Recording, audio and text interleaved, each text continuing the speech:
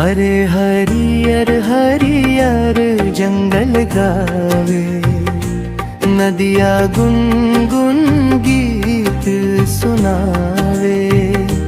मैया बरसे धरती दाई के, मोर मन हरड़ी समावे।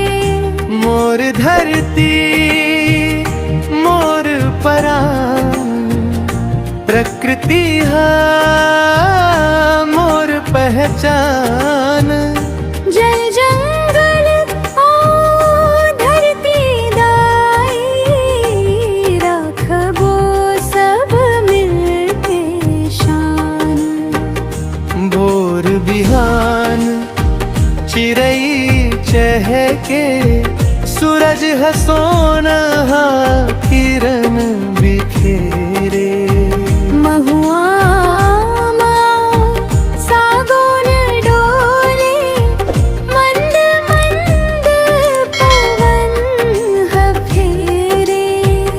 झरना गावे मीठा तान, कोयल गूंजे हर बिहान।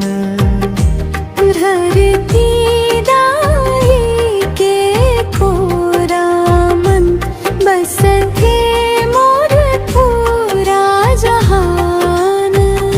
मोर धरती मोर परान, प्रकृति है मोर पहचान। जल जंगल ओ धरती दाई, राखबो सब मिलके शान।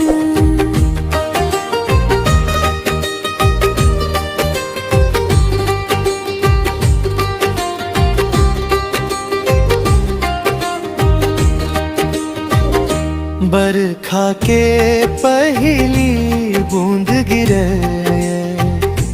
माटी महके सुघर सुगर। धान के बाली हा मुस्काए, धान देखित ला सोना भर। गाय बछरू हिरना दौड़े, मोर नाचे पंख पसारे। रथ प्रतीक माया मन संगी, बस थे जीवन पार। पेड़ कटे तरोही धरती, सूख जाही नदिया धार। आवव संगी हाथ मिलावो, हरियर करबो संसार। मोर धरती मोर परानम, प्रकृति है मोर पहचान। जल जंगल ओ धरती दाई, राखबो सब मिलके शान। हरियर रहे मोर छत्ती सगर, यही हवै मोर